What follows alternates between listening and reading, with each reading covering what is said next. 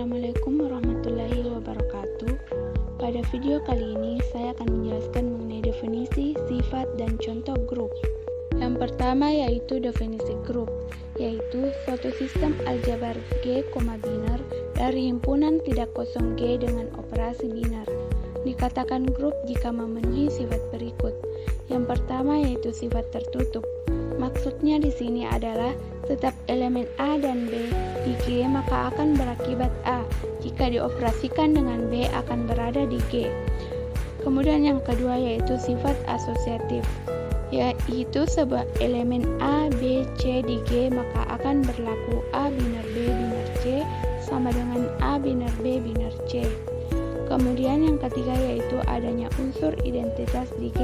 Artinya adalah sebuah grup harus memiliki tepat sebuah elemen identitas. Elemen identitas di sini maksudnya adalah setiap kita ambil elemen A di B maka akan berakibat A biner E sama dengan E biner A sama dengan A.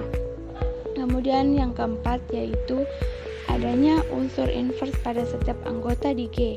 Maksudnya di sini adalah setiap elemen A di B dia harus memiliki elemen inverse yang juga berada di G. Sedemikian hingga A biner A inverse sama dengan A inverse biner A sama dengan E identitas. Berdasarkan definisi di atas, jika G, biner merupakan grup dan memenuhi sifat komutatif, yaitu untuk semua A, B, C elemen G berlaku A biner B sama dengan B biner A elemen G, maka G disebut grup komutatif, maupun sebaliknya jika tidak memenuhi, maka G disebut grup tidak komutatif. Kemudian selanjutnya yaitu misalkan G himpunan tidak kosong dengan operasi biner didefinisikan pada G, maka G biner disebut grupoid. Kemudian suatu grupoid atau G biner yang memenuhi sifat asosiatif disebut semigrup. Kemudian suatu semigrup atau G biner yang memenuhi unsur identitas disebut monoid. Definisi di atas digunakan untuk mendefinisikan grup, yaitu jika G biner suatu monoid dan setiap anggota G mempunyai inverse di G, maka G, biner merupakan grup. Selanjutnya yaitu sifat-sifat grup. Berdasarkan sifat grup di sini yaitu ada beberapa teorema. Teorema pertama yaitu unsur identitas pada suatu grup bersifat tunggal. Buktinya yaitu kita dapat menunjukkan bahwa jika dua objek memenuhi sifat identitas, maka dua objek tersebut haruslah sama. Misalkan G grup dan E1, E2 elemen G merupakan unsur identitas pada G, yaitu E1 A sama dengan 1, A E2 sama dengan A. Dengan mengganti A pada persamaan 1 dan 2 secara berturut-turut dengan E2 dan E1 maka diperoleh E1 E2 sama dengan E2, E1 E2 sama dengan E1, sehingga berdasarkan persamaan tersebut terbukti bahwa unsur identitas pada grup bersifat tunggal. Selanjutnya yaitu teorema kedua, inverse anggota pada suatu grup bersifat tunggal. Buktinya yaitu kita dapat menunjukkan bahwa jika dua objek merupakan inverse dari X, maka dua objek tersebut harus sama. Misalkan G grup dengan unsur identitas, ambil sebarang A elemen G dengan B, C elemen G merupakan inverse dari A. Akan ditunjukkan bahwa B sama dengan C karena B dan C adalah inverse dari A, yaitu BA sama dengan E, AC sama dengan E. Perhatikan bahwa B sama dengan BE sama dengan B kali AC, yakni berdasarkan persamaan kedua. Sama dengan BA sama dengan C sama dengan EC, yakni berdasarkan persamaan 1 sama dengan E, sehingga diperoleh B sama dengan C, jadi terbukti. Selanjutnya yaitu teorema ketiga. Misalkan G grup untuk setiap A elemen G berlaku A inverse kali inverse sama dengan A.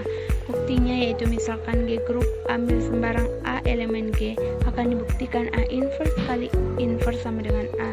Berdasarkan definisi inverse suatu anggota diperoleh A inverse A sama dengan E dan A inverse kali A inverse kali inverse sama dengan E, sehingga diperoleh A sama dengan A inverse kali inverse di mana E merupakan unsur identitas, sehingga terbukti A inverse kali inverse sama dengan A.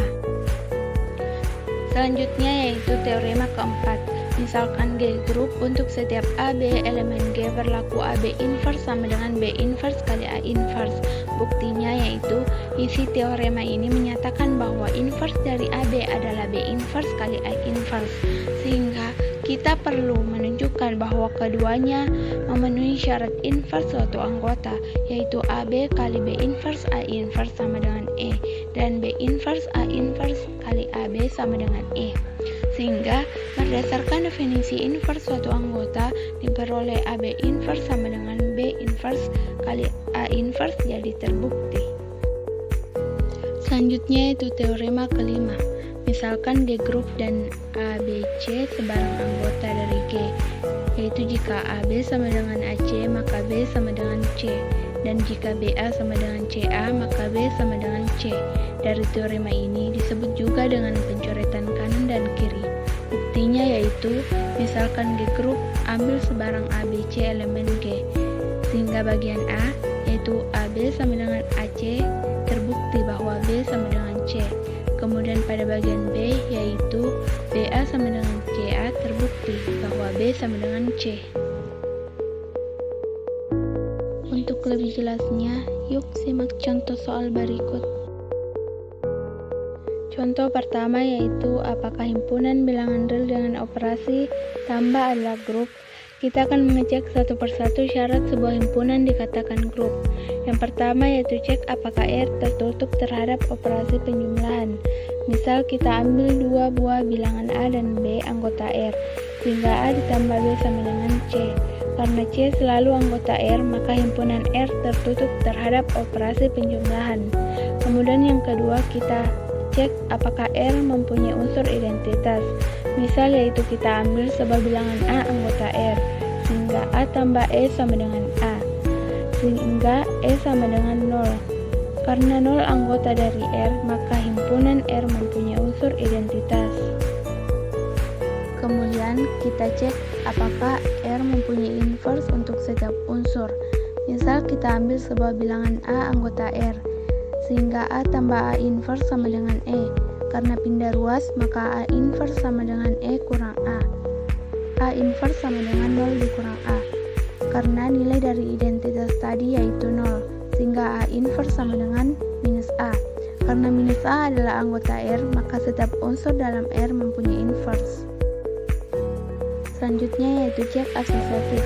Misal kita ambil A, B, dan C anggota R, sehingga A tambah B tambah C sama dengan A tambah dalam kurung B tambah C, sehingga terbukti. Jadi karena keempat syarat terpenuhi, maka himpunan bilangan real dengan operasi tambah adalah grup.